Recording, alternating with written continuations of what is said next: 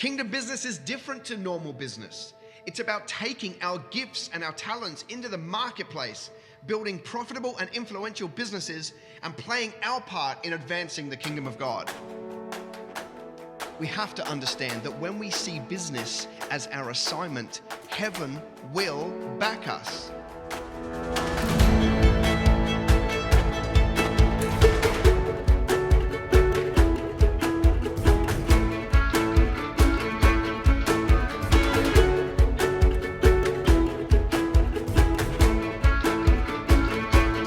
God is looking for men and women across this country who decide to play a bigger game and shift their focus from an earthly empire to an eternal kingdom. So I invite you to join me and a lineup of world-class speakers, and let us invest in you and your business for 2 whole days. You know, one of the things that makes the Kingdom Business Summit different to a lot of conferences is that we are really practical. Yes, we teach theory, but we bring everything down to the actionable steps that you'll be able to implement in your business right away. You know, Kingdom Business is a movement, and there is a tidal wave right now of kingdom entrepreneurs right across this country who have decided to go into the marketplace and bring an expression of the kingdom. And it's a beautiful thing, and it's happening, and I invite you to come along on the journey. So if you're looking for business training, the ability to worship with your brothers and sisters in business, if you're looking for some prophetic ministry and you're looking at networking, then I invite you to join me, Kingdom Business Summit 2020, somewhere around this wonderful country. Tickets will sell out fast, so make sure you register early, and I look forward to seeing you real soon. You can talk about next week. Well, g'day. Welcome to episode 64 of Business Greenhouse TV. Or the other one. Or Kingdom Business TV. We had just finished talking about Business Greenhouse TV. I must have gone straight back into... You want to get the 65th one out. Well, so here's what I was saying, right? This is episode 64 of KB TV. That's as far as we got with Business Greenhouse TV. So we're actually equal. But probably shouldn't have said it before we went live. So we are back in the papers, looking at... Well, we aren't in the papers. No. I'm in the papers and you're in the iPad because I'm getting some good feedback about these episodes and the kind of information that we're covering. And so I've been getting a lot of private messages around retail. And the retail environment, and so I thought we'd spend a whole bunch of time looking at that. What can we learn from it? What does it say about the bigger picture, and so forth? And so that's what we're doing here. Now, by the way, we're happy to answer your business questions. So what does that look like? Put your questions in the comments below. We will see them, and we will answer them for you. All right? We've got a bunch of stuff to cover, but we'll happily answer your questions too. Now, have you bought your ticket to Kingdom Business Summit 2020? If you have, give me one of these ones in the comments below. Give me the arm, right, in the comments below. If you haven't, then tickets are selling fast and you don't want to miss out. So go over to kingdombusiness.com.au and select the city that's nearest to you. We're doing 5 cities next year. There's a crazy ticket offer on right now that won't be around for much longer. So jump in, buy multiple tickets, grab your friends in business, and we look forward to seeing you. We are deep into that at the moment. And like literally phones buzzing off the hook with people buying tickets. So it's been a lot of fun. And you should grab yours sooner rather than later. Last year, we literally had like heaps of people that were like, I'll get around to it.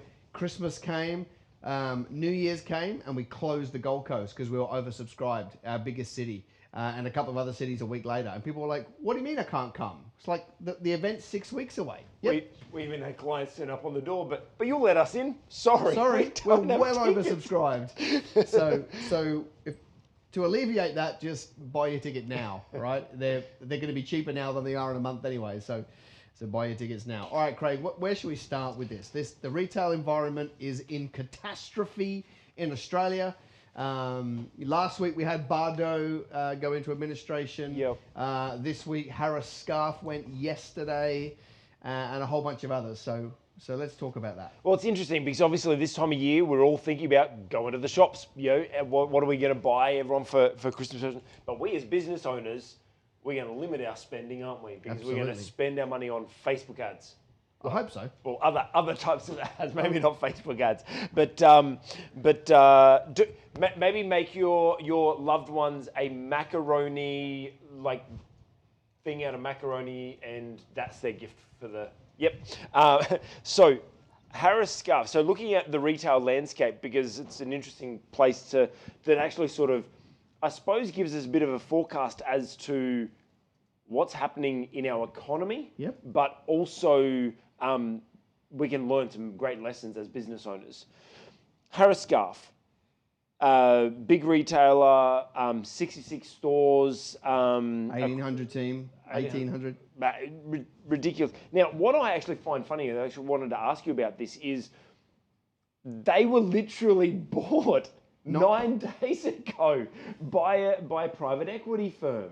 Now, I know that what I find interesting about that is the previous company that sold them they own Freedom Furniture and Fantastic Furniture, and they wanted to get rid of all their, I suppose, general merchandising stores and focus on furniture, which is an interesting take. But why would someone buy something then 9 days later then go into receivership? What would have been their because they would have done their due diligence to whether they were going to buy it first of all. Yep. Why? Because they didn't want it. It was always the plan. Because, and actually, it's in one of these papers. They didn't say it implicitly, but they said in here they didn't get the luxury of buying the other brands independently. So the seller was selling a job lot. Yeah. And they knew in their due diligence that they were buying it and they were putting it straight into administration. They did not want it in this particular case. Now, they would have a PR company on hand to be able to handle this. They hide behind the standard answer everybody does. Once we got to look at the books, we realised it's not viable. It's worse than we thought, and so we'd rather do that. But there would have been with a buyer like that, you can see the books, can't you? Yes, that they in their due diligence they would have known everything. That's why we know that's just a throwaway line come up with a bad PR agency, right? But so in that particular case, now it's the second time they've been in administration. Yes. So I think it was like 2001 or something. They got saved by a company and then they traded. Now, interestingly enough, I could probably say that I've never been into a store in my life. I mean, they're not big up on they're mostly Tassie, South Australia. But I went into one the other day. There's one that's not far from here, and I went into one the other day, and I got it. The experience was pretty rubbish. Yes. Like the lady was old, and that's not a reflection, but she was cantankerous and miserable, and she hated the fact that I had a child with me that might have pulled something off a shelf, and it was slow, and there was no vibe, right? So, just saying, like. Yeah, well, as even before buying it and dumping it, they were failing beforehand. It wasn't like that they were going great guns and they tanked because of this buyout. Was it because? I mean, I look at them and I'm like, they have no, I suppose, brand. They have no, I don't identify with them as anything. Because you're not 50 and plus, that would be why. Because they've been around, they're a legacy brand that have been around for a long time. But, it's funny, because everyone in the papers are slinging mud at the seller and the buyer. Yeah. Right? And the rhetoric is another VC company who could not care about jobs, just asset stripping, yada, yada. You can throw mud at those two parties, but the problem is the business doesn't work. Yeah. The business doesn't work. So, why? What do you think it was wrong with their business model? Well, I think that starts an interesting conversation because rather than just go to them, I think there's a general problem at play. So I did a little bit of research into the recent companies that have gone under, okay? Yeah. And just to name a few, right, we got Flannery's, which is like a Whole Foods upmarket brand. That one surprised me. Yeah. Napoleon Purtis, the makeup artist, okay, which I think I've spoken on the show before about why I think it went under. It went from little middle of the mall, kind of like booths to massive shops, and the economies are not there. My guess is it just became an ego play. Roger David went under, Toys R Us went under, Esprit went under, Max Brenner went under, Ed Harry, Crabtree and Evelyn, Bardot. Bardot was only last week or whatever. So there's some pretty significant names. And some have been around a long time. Now, on the verge of going under, David Jones, Myer, Harvey Norman, right? And If Harvey's gone. well, yes, because they keep screaming poor. Like, why is it that all these issues and they want to get GST added onto small purchases over online so that they can compete. The reason why they're complaining so much is because their business model doesn't work. Yeah. Okay, so they may still be mildly profitable, but they're in a declining business. And I hope they can work it out. I hope they work it out. But you take businesses like David Jones and Myer. The only reason why they're still here, they've been in trouble since 2010. They've just been selling their real estate. So they might own, whatever beautiful bit of real estate in Burke Street Mall. They'll just spin that out and sell it and keep going. So they can only do that for so long though, right? Because once you've sold all your assets, you've got nothing left. So coming back to that question of why do you think it went wrong? I think Flannery's I don't think would be the same reason, and Max Brenner would be out of this list. But when I look at Bardot, Crabtree, Ed Harry, Esprit, Roger David, it's the same thing. It's the fact that what's unique about them. Yeah. And I think as I'm thinking about the businesses going well, the ones that aren't, there has to now, like USP, unique selling proposition, is the screaming deciding factor on whether they work or not. Yeah. Right? So if you look at Harris Scarf and you compare them to, whoever is in their space, in fact, one of the papers says it, they're... H&M, I suppose? No, they're more like, Best and Less and all those kind of shops, those... Kmart and... Yeah. Yep. Well, what's unique about Harris Scarf? If you want cups and glassware and bed linen, you've got a choice of 10 major players. Yep.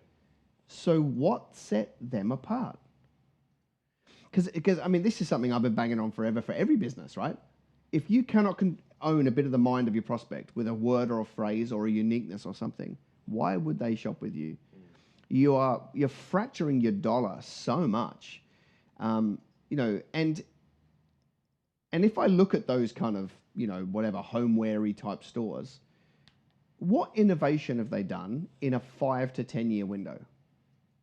I'm going to go with next to nothing. Now, they might say, with our point of sale system and we developed an app.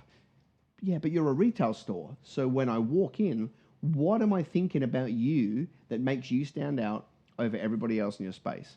We have shopping centers full of businesses that are competing with Harris Scarf. Why them? They needed to do something to stand out, right? And I don't know what it would have been, but why 7 years ago they should have targeted a younger audience. That would have been a start. Whatever.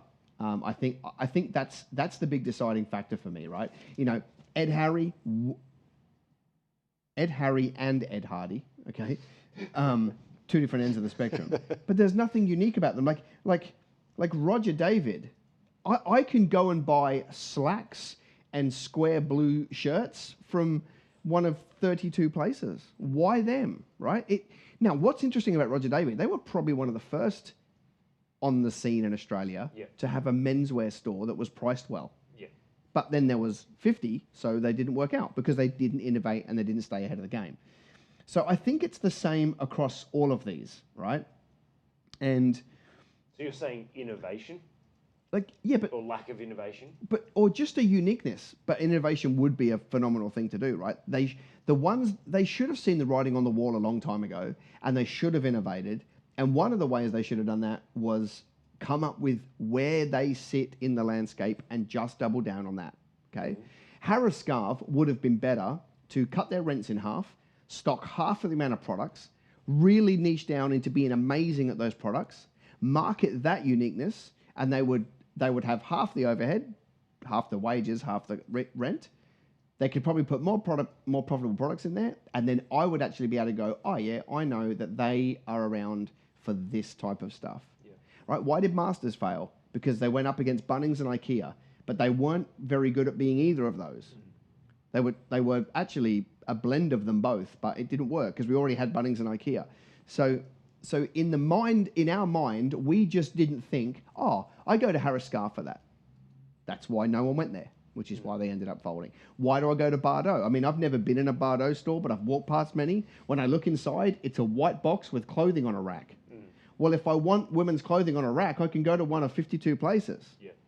Right? So it's got to be something about the uniqueness that makes that business stand out. Right? And these companies I'm listing don't have that. The only one that does is Flannery's because they're organic, and Max Brenner. They were definitely unique. I think their issue was just too expensive. Okay. I think they just priced themselves out of the market, and they could never get enough scale because they were too expensive. I remember Max Brenner, when it first opened, I actually put in a complaint, the first one I went to, on a little card, because it was $1 more to shop in there on a weekend than a weekday. What? Yes. And they were already expensive. They were really expensive. I remember it cost me $6.50 to get a coffee on a weekend and $5.50 during the week. And I wrote down just going, guys, this is madness. To penalize people on the day they're more likely to have the time to come in, right? Anyway, went under, right? Because, you know, it's just not the same. And I think Flannery's would have been the same. I think if Flannery's could have worked out in their supply chain to be 20% cheaper, they probably would have been able to work it out. So I think USP is everything in retail. Like for example, I know a young lady who runs a boutique clothing business at the top end of the Gold Coast. And she only really sells lace. Okay. Yep. Killing it. Why? Because if that's what I'm into, that's where I go. Yep. Now, if she tried to multiply that shop in every shopping centre in Australia, it probably wouldn't work. Maybe it would. But because she's niched it down to this is what we do, in the mind of the masses, they're able to go, if I like that clothing, that's where I go because they specialise in it. Right? Yeah, well, in the space of a shopping mall, I mean, I don't know about you, like, this is how I shop. Most men shop this way is, I know exactly what I'm going for. I know exactly what shop I'm going to, and I'm in it, and I'll go in and get it. Yeah. That then helps us be a little bit more targeted. I also think at Christmas time, shopping centres should put a strip along the floor, which is the entrepreneur's lane, right? Like the masses can have the rest, but just give us a single file lane where we can move at entrepreneur speed, right? And not have, because you like walk around and then, you know, oh, Auntie Martha's da-da-da-da, and they're talking about, you know, cucumbers up a bit more. And it's so painful to go to the shops this time of year. They just need to put a blue lane down the side, and it's the entrepreneur's lane, and we can just efficiently get in and get out as fast as we can. All right.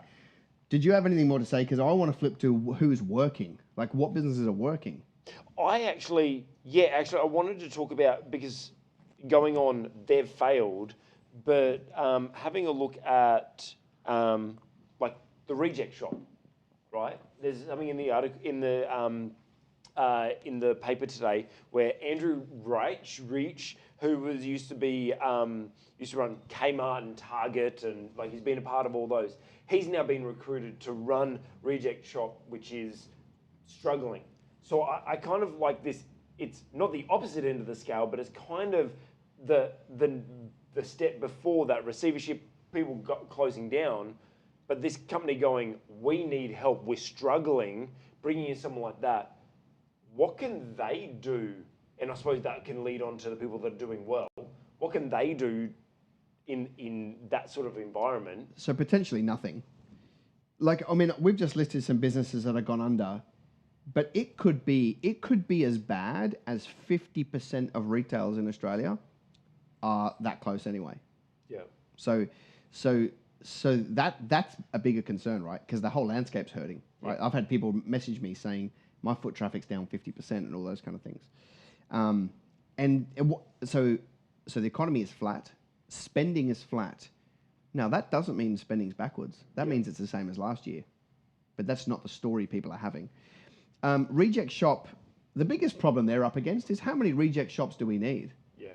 They're not the only one. So what somebody needs to do, if any of, because I mean, there's 5 or 6 brands of reject shops that are national, that someone needs to go on an acquisition hunt. You have to gobble them up, because otherwise you're splitting the reject dollars between too many players. Yeah. So somebody needs to come and go, whatever, reconcile the industry down to a few players, and then the dollars will be fine.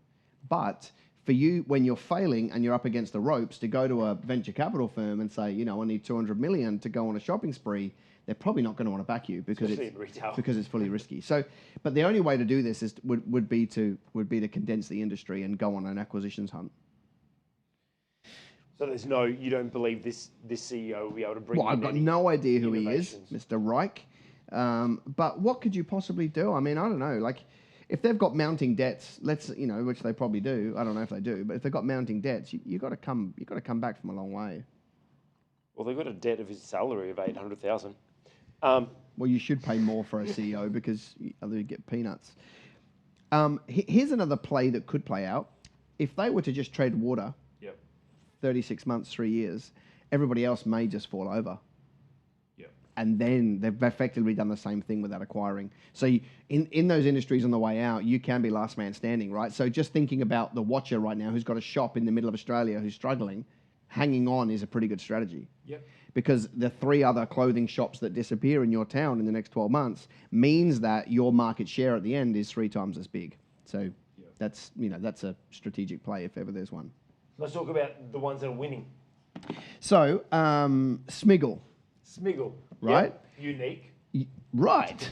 So, and by the way, up 22.7% on last year, up 70% over 2 years, right?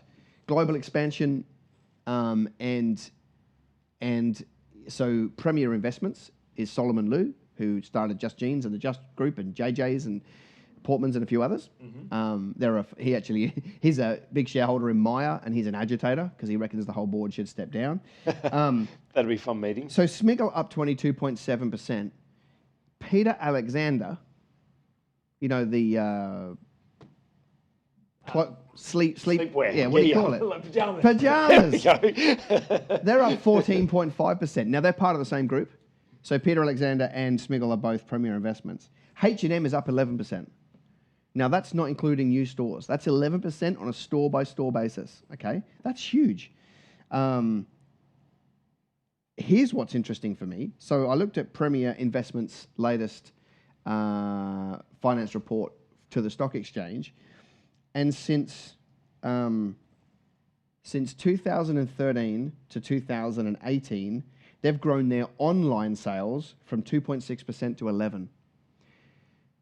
Now, when 11% of your revenue comes online and you don't have the overhead, that's really interesting. So Myer and David Jones are both sitting at 1% and 1.2% of sales coming online. They did a very bad job of seeing the digital move, and now they're chasing their tail and they can't get it.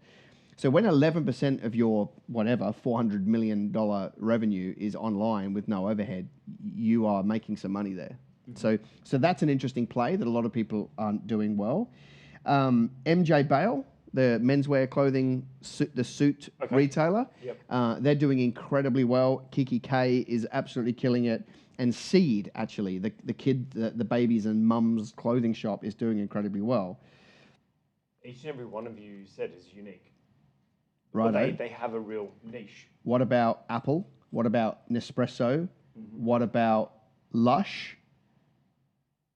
These are all companies that are going incredibly well right now. So this is where I wanted to go, right? This is the learning for everybody.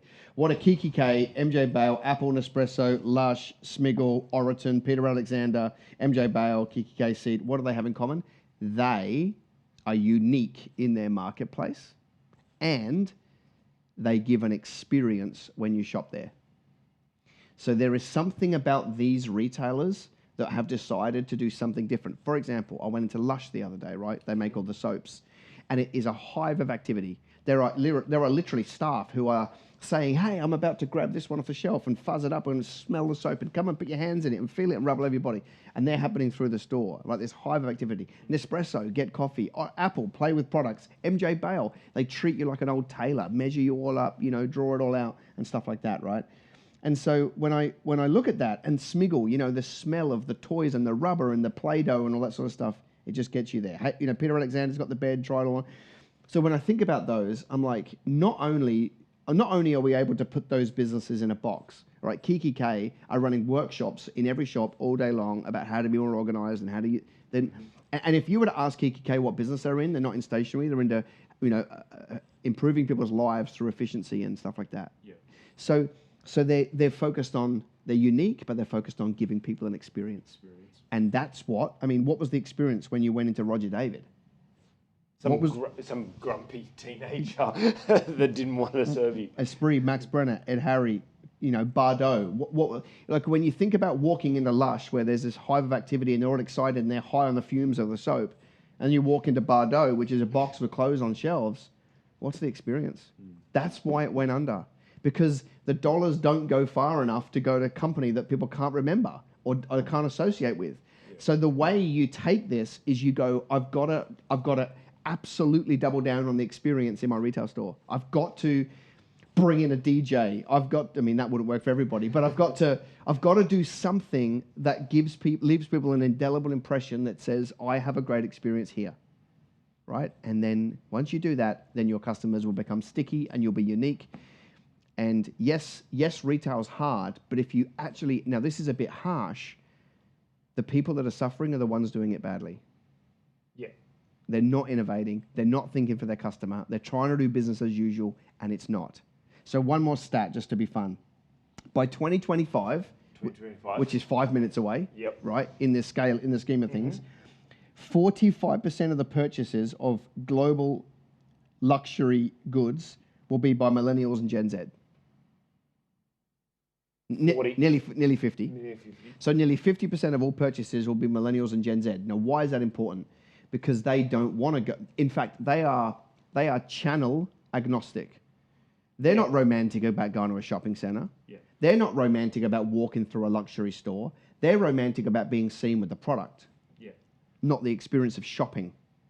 So they'll buy any way they want to, as long as they get the outcome they're looking for, right? Gone are the days where, like, very few girls go shopping with millennials. That's just not what they would rather be doing.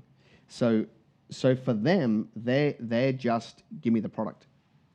So do you feel that those millennials are going to be are going to be like brand loyal to who's been investing in them now, or like how do you see that playing out?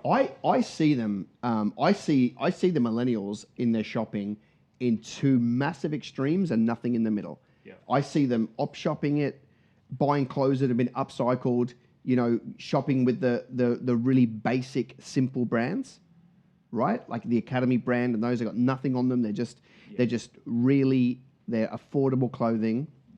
Or they want Tiffany & Co, Bulgari. They want to have some bling in their life. Yeah. But they're not shopping in middle retail. Yeah. Okay. So that's really interesting for me because which is great because middle is very rarely unique. So talking about experience, kind of leads me on to one of the things I was going to talk about. American Dream, a new mall in New York that they're talking about release, or that is about to be released, has a theme park in the middle of it. Yeah, that'll do it. So, like, I think that this is because they're obviously well aware that the retail market or the shopping mall is a dying thing, and they're trying to revive it. It's funny that you say it's about us as a shop, in retail or even in business, trying to create that experience from a small. They're trying to do it in a big way and invested billions of dollars into bringing this theme park. Probably not even billions. What was the number that I cost so far is $5.7 billion. Are they building the entire building? Yes. Oh, okay. Yeah, the mall and the theme park. Yeah. If they're just putting a theme park in, which I think would be a clever idea, that's probably only a few million. Yeah, well, I mean, what a great idea. Remember, if you don't get foot traffic, you can sell nothing. Yeah. So what a way to get foot traffic and give people an experience. Yeah. Here's an interesting thing from the paper. This is David Jones, going back to them. Something really special. David Jones reopens a luxury beauty mall. So the play that they're making, so David Jones is hoping to take back market share from specialty beauty retailers and reverse the slide in sales and profits after opening a new luxury beauty of accessories floor in its flagship Elizabeth Street store in Sydney. The beauty and accessories hall reopens on Wednesday after being closed for 11 months during a $420 million refurbishment, half funded by the David Jones owner, which is the Woolworths Group, which is not Woolworths in Australia, it's a South African mob. So, and it helped been funded by suppliers such as Dior, Chanel and Gucci. So interesting. What I'm seeing here is, again, they are pitching themselves in a market that we can understand. Yep. So David Jones have decided to go full luxury in their beauty section. Now, what does that mean for a buyer? That means that when I want to be spoiled and I want to have a good experience, that's where I go. So again, where David Jones have become vanilla and a discounter, and every discounter has become a discounter, so it's a race for the bottom, and that's what we're seeing. David Jones have gone, let's buck the trend and let's go top end. So, because they originally weren't they? Like They were. David Jones were originally you pay a little bit more at David Jones than what you pay at Myer, and then you pay more at Myer than what you would at Target. But now they're kind of exactly just all the same. But where do you go when you want to be treated nicely and have a luxury experience? You go to David Jones Beauty Hall, right? So they've been able to carve a niche by doing that. There's actually, when we're talking about experiences, there's actually someone who asked, how can you give an experience in an online shop? Get their phone number and call them. Imagine that. Wow. Imagine if you actually called someone after they purchased, of course, because otherwise you won't have their detail. Or maybe there's a coupon to get a discount, and then you called them. I mean, if I got a phone call from an online store, I'd be stoked. Now, people say, you can't scale it. Well, what if you could? What if you could put a theme park in the middle of your shopping centre? Yeah. Right? Because most people would be like, oh no, you need that square meterage to put products. Yeah. Well, maybe you don't. Maybe you can phone call. Okay. So how do you give people a good experience? I mean, I'm just thinking, imagine if somebody was shopping through the site and a pop-up came up. People go, I hate pop-ups. Well, if they're not buying now, then you might as well try something. Right? Imagine if a pop-up came up that said, hey, listen, you can X out of this if you want to, but here's a little word from our founder that casts the vision about the business. It's an experience that I get to have, right? What if I put something in a cart and then on Facebook tomorrow, because Facebook can track who puts things in a cart and who doesn't, on Facebook tomorrow, instead of giving me a $5 off voucher, which is what everybody does, send me something that actually adds value to my life. Imagine if you sent me a little video tomorrow that says, hey, listen, I noticed you put something in the cart and didn't buy it. I just want you to know that as a company, this is our vision, this is what we're doing. We're funding this project, we're doing this good cause. They'll love your brand, right? So you just got to think about the buying journey. After they've bought from you, when it comes to sending out products, like people go, oh, I know what I'm going to do. I'm going to be really tricky. I'm going to put a handwritten note in. Well, what if that wasn't it? What if it was something insane? What if it was a delivery that came one day and a box of flowers that came the next day and this that came the next day, and people say, oh, I don't have the margin for that. See, that's the problem. We're looking at it through traditional eyes. Yep. You know, we've got to find a way of blowing people away. I'm thinking about, what was the shoe business that came out of Vegas that went global? The name escapes me at the moment, but it was huge. Where's Zappos? Zappos. Yep. So when they first launched, what they did to create a phenomenal experience was, at the end of your purchase, you selected your shipping, but either way, they sent it overnight. That's so good. So that what would happen is somebody on the East Coast of America could buy from the West Coast, and the next day the shoes arrived. Didn't matter which one they selected, they funded it out of the margin. And what that did is it helped them go viral because the experience was ridiculous. It meant that somebody on Friday could buy shoes and wear them out on Saturday night. So people, and everyone said, you can't possibly do that, you'll lose your margin. Well, he could be more expensive. Yeah. Zappos could be more expensive and wear some of that.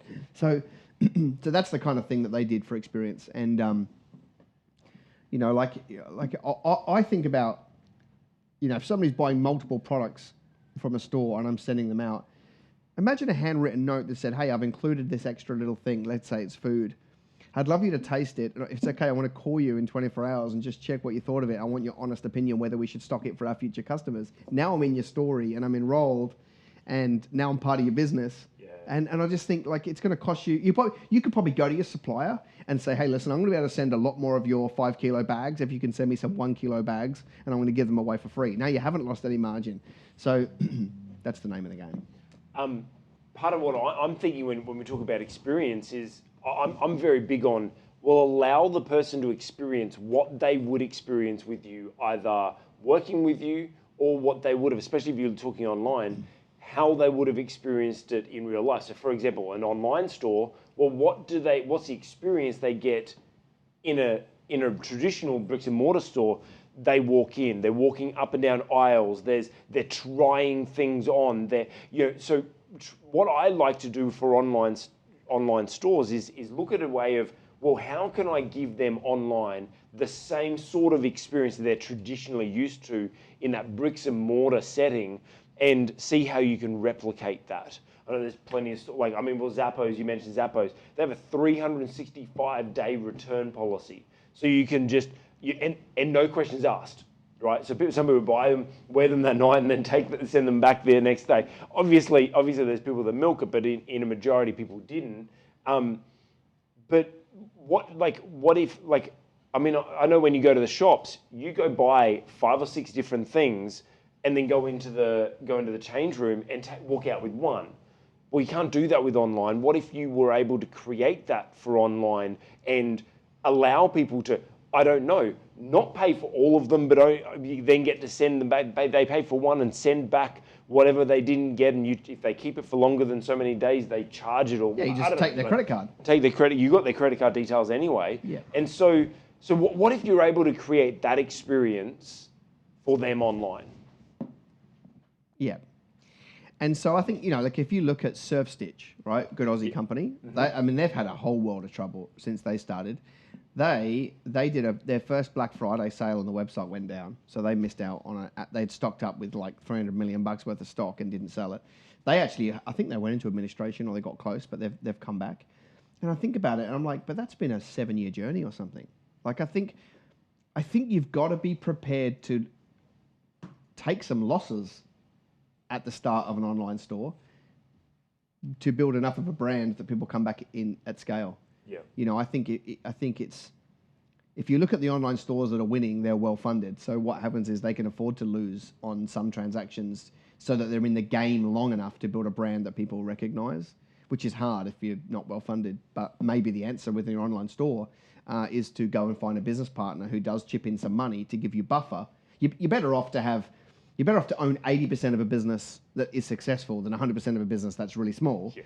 So sell a portion of your business to somebody who's got deep pockets that can fund a few loss-leading products until you've been in the game long enough to build a brand. Would be a very smart corporate strategy. Now moving into Christmas time in the retail climate, they're talking about. Obviously we just had Black Friday and Cyber Monday. Green Tuesday. And Green Tuesday, really? Yeah, the Americans, man, they want to keep it going until Christmas Eve. They're milking Christmas it, right? Eve, one day. Well, it's Thanksgiving. Boxing Day, Friday. Black Friday. So they're saying that Lavisa, which is that little jewelry store. I just had them up there. They're killing it. Killing it on something like that. But why? I threw the paper away because I thought we'd moved on. But why? I was in there the other day. Were you? Yes. Get some earrings for yourself? Not for myself, actually. Well, your daughter just got her ears pierced, so... That's true. Maybe you're getting it for her. Maybe that's why I was there. Now, they give an insane experience in a slightly different way. Yep. Now, I actually think there's a problem with their business, but the market haven't worked it out yet. Because you can literally walk out of there with a massive bag full of stuff and it's cost you $10. Mm-hmm. Like I'm literally talking about 3 pairs of earrings with dangly bits, cotton things, bit of metal, this, packaging, branding. You can take 3 pairs to the counter and it's $10. Yeah. Now, from an experience as a buyer, you're just in there going, wow, them and them, Yes. and them and them and them and them and them and them, and you end up. I've seen when Kimberly goes in there's enough earrings for 6 years, right? But they don't last that long. But from a buyer's perspective, they are really well positioned because you get caught in the frenzy of, my gosh, they're so cheap. I'm just gonna, for mum, and I'll grab some for auntie, and I'll grab it, and then before you know, you still haven't spent any money, right? Mm-hmm. So that's really good for retail sales. But I do wonder, out of $10. The shop's made 5, right? So how were they able to produce, package, and ship 3 sets of earrings for $5 without it being a sweatshop wherever they're made. So I have a massive question mark over Lovisa as an example about the supply chain and if they have integrity all the way through. Because if they don't, the market are going to find out real soon, and then there'll be the next Emily and Rowe. They'll be gone, which is another one that went under, which is Michael Hill's daughter. You would think that would work. Well, he was one of the ones that also killed it in the Black Friday and Cyber Monday things. Because he's worked out how to have a brand that looks elite, but the products are pretty crap. Yeah. So with that, I do have a question mark whether everybody's getting paid fairly with those kind of brands. Yeah. You know, because you've got tags, you've got earring backs, you've got earrings, you've got, you know, somebody's got to make them, they've got to pay the rent in that factory, they've got to, you know. Someone's got to attach them. Exactly, with like little all fingers. of that. Yeah, and I just wonder. That's why I actually really like, now who is it? I think it's the Baptists who put out an annual report on the most ethical brands. Yep. Baptist World Aid, I think, is the people who do it. And so you get to kind of see, you know, and I've spent a lot of money at Country Road over the years, and they've kind of got a bit better, and R.M. Williams have got a bit better because this is exposing them. I mean, Cotton On, I mean, you can't buy a T-shirt for $5 and everyone made money. So they got exposed, but they actually went back to their supply chain, said sorry, re-engineered it, came out a little bit more expensive as a retailer, and now they're winning. So it can be done. The question I then had about, you know, moving into Christmas, I'm seeing this report where they're talking about the research paints bleak picture for Christmas retail, and they talk about the, you know, the economy and the housing prices and the RBA rate and all this sort of stuff that all leads to that. They're saying that, but don't worry, for retail, they're saying that it will bounce back early next year. Yep. How can stuff like this, random, I don't know, how can you predict how well shops are going? Like, what's actually going on in the back end there to understand and to be able to forecast effectively? Well, I mean, we've had a huge amount of rate cuts, 10 over 2 years, 2.5 years. We're at historical lows. That takes time for that to flow through to shopping. You know what I mean? Like it's only been a couple of months since the last rate cut. So why does that flow on to shopping then? Like, how does that help? Well, if your mortgage goes down by $30 a week or $30 a month, some Aussies will just pay that money on their mortgage, right? Yeah. And some Aussies will start paying it on their mortgage and then start spending it, and some will just go blow it. Yeah. So if you look at disposable income within a household, if their mortgage is lower, they've got a little bit more disposable income. And Aussies generally are spenders, right? So we like to live in the moment and enjoy our life, so we spend early. You'll get some other countries that do that, and then they'll keep it all. Mm-hmm. When Kevin 07 gave his $3,000 out to every Australian for everyone to buy a plasma TV. Well, half of them put it through the pokies, so the government got it back. A large portion went, they went and bought a TV with it, but at least they put it through retailers, mostly. Some of them went online, but they put it through retailers. And then there's a huge amount that just put it straight onto mortgage, and it never had any commercial benefit in the thing. So it flows on because you have that. But the thing that interests me is spending's flat, it's not down. So why didn't we prepare for this? Yeah. But also, there is a general shift to spending more after Christmas. Yeah. Right? That's a shift that's taken place. So it would not surprise me if the culmination of those rate cuts having a bit more time to kick in with the human behavior move to shopping after Christmas means that we'll pick up our gains at the start of January. That wouldn't surprise me at all. I mean, they're not going to be great gains. I mean, spending will be up 1% probably. Yeah. That's it. I mean, it's not going to be much. But, what I find amazing is I've been to Robina Town Centre and I've been to Pack Fair in the last couple of weeks, and they are pumped. Can't get a park. So I just think that it's the pattern that's changing, rather than spending all of a sudden the economy's down. So you mentioned that the spending will just come after Christmas. We've now gotten into the habit of shopping after Christmas. A retailer's made us do that. Yeah, so that's what I was going to say. The discounting, like I'm going to save, and like said, "No, I'm going to buy you clothes. Let's wait till afterwards." Like there will be 13% of households this Christmas who say, "I'm giving you cash for Christmas so that you can go to the sales afterwards and get what you really want." Yeah. How is that? Like, obviously that boosts like spending and shopping afterwards. But I know that you've always been against discounting and things like that. Like, where do you think that that's going to lead us to? With obviously, you know, like David Jones and all those Myer and everything like that becoming a discounter and a reject shop now struggling because I'm all it was for a discounting. If you in a retail environment, if it's old stock, okay, turn it into cash as quick as you can. Yep. Put it on the floor. If it doesn't grab any interest, turn it into cash quickly. You've got to learn to not be romantic about the products you thought were going to sell. Yep. Right, that's the mistakes a lot of small businesses make. They go, "Oh, but I love these dresses. They're going to look lovely." You love them. The market have said no. So turn that back into cash, right, and then move on and buy something else. So I'm a fan of discounting if it means getting rid of old stock. What's interesting about the retail environment for the big guys is they do massive discounts in January, but they make the same margin as they have all year because what they do is they select products that they can get more margin on. So the products that they're discounting in their January sales, they have been able to negotiate to buy them at cheaper rates than they normally would. So therefore, they actually make the same margin. They're just able to pass the discount on to the end consumer. So that's just, I mean, they spend all year negotiating on buying terms or different products for that period of time. Okay. But I mean, you know, like if I was to put my other hat on now, my business coach hat, I would say to you, come Boxing Day, don't spend money on that and go and buy shares in Rio Tinto. That's general advice. yeah. Right? There's going to be a big rush on Rio Tinto. And and I use them as an example to say, go buy stocks. Go put the money on your mortgage. Go buy an investment property. Like it astounds me that the stock market is robust at the moment. Get in there. Like, you don't need another jumper and a new pair of shoes and another wallet and a handbag. What you actually need is an asset that goes up.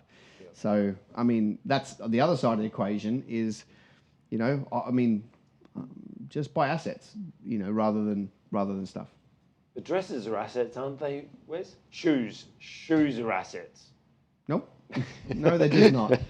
No, they're just not. I think it's really. There was one more actually that came up about retail. Let me try to find it. Now it's everywhere. No.